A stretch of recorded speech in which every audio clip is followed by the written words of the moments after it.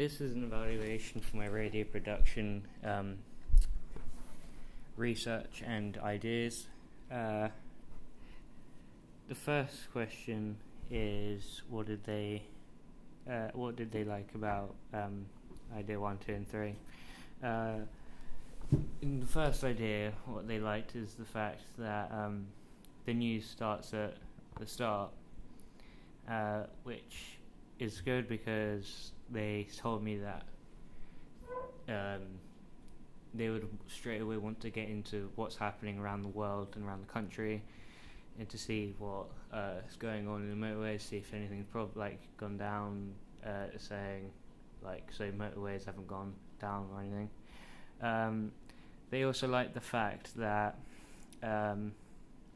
that we've tried to connect the media within it as well, like YouTube, Facebook, and Twitter. The way we're going to use this is by having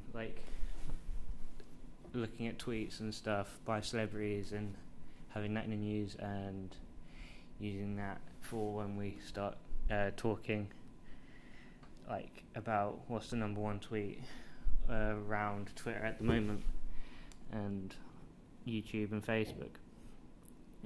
For Facebook, we'll be looking at viral videos that are really famous and stuff, and start talking about them. They also liked the fact that for music that we're going to have the cut in intervals of 5 minutes each, and that we would be playing the top 10 songs from last year. Since this year they haven't made any new songs because it's just the start of the year. What they didn't like about it was that it seemed that it was too scripted. So it seemed to be in a schedule, which kind of can bore the audience, and obviously make them change the radio station. They pretty much liked everything else. For idea 2, what they liked is the games ideas, that we would have. We were doing 2 truths and a lie. This is the games ideas is just so that the audience is entertained more, to and get them more enticed into the radio show, to make them kind of feel like they're there in a way. What they also liked about it is that we would have a talk about mental health as well, which is very useful as some people don't suffer from mental health disorders, and it would teach them to see what's going on around mental health, what are the diagnoses and how it's like to have them, and to know what to do when they see someone going through a bad time. What they didn't like about idea 2 was one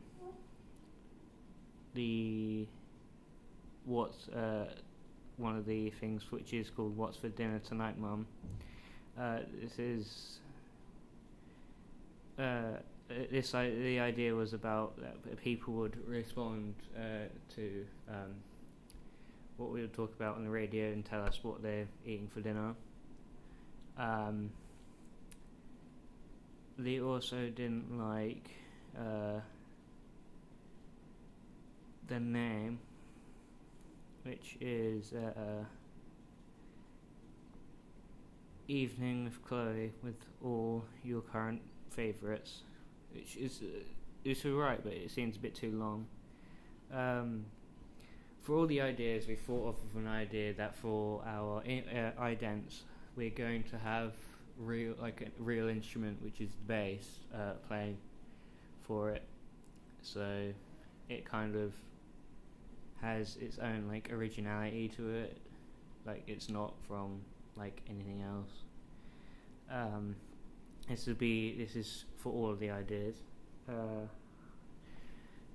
They liked the fact that we were having originality for the idents as well. For idea 3, they what they liked about it was where is one of the things is Sean's advice on what to do in situations.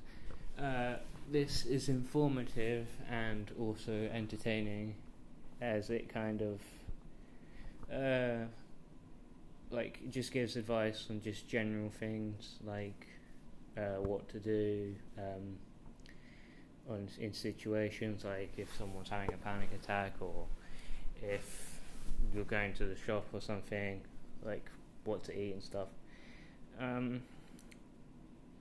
What they also liked is that the name of the show, which is Your Daily Dose of Sean, here for you every day at 7 p.m, which is alright. What they didn't like about it though was the Sean reads 1-star Amazon book reviews.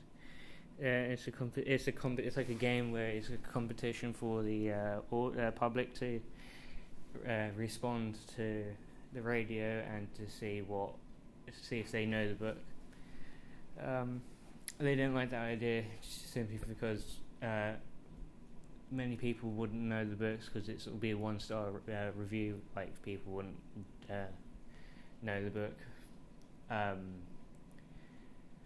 and also it could potentially bore the audience, and make them change the radio channel.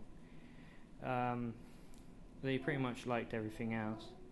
The ideas that we have selected is that we have decided to switch up ideas 1 and 2, where we would be having both me and Chloe will be presenting the radio show, and we're going to keep the news starting at 7, and we are going to keep the media related things within idea 1, so like the number 1 trending YouTube, viral videos on Facebook, and number 1 tweet on Twitter, because this would connect to the younger generations, thus making them feel more entertained and know what we're talking about, since obviously they would keep up with the latest trend and be using tech, all that, while older generations would still be learning how to use it.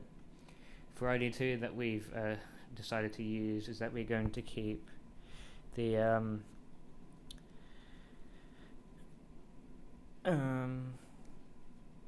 music selection, which is current chart music.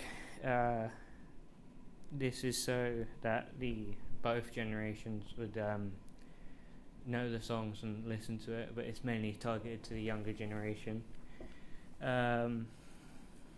And for idea 3, we decided to keep some, which is the Sean's advice on what to do in situations. Some of the music selection from it, which is rock and indie music, and we've also decided to keep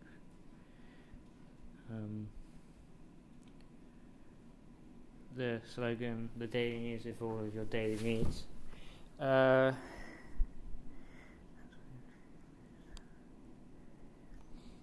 A few of the problems that we've come across is that it could be seem scripted and would seem boring, so we decided to model it up so the audience wouldn't know what's going to be next, so they would seem more intrigued about what's going to happen. For our focus for the next for our research would be the local, the trends within music, what radio stations use to keep their audience keep listening to them. And we would also be researching what techniques radio presenters use to, in a way of talking and stuff, like how they sound and stuff, to make them more intrigued within the radio station. Well, the radio focus group that questions that they asked was what was it?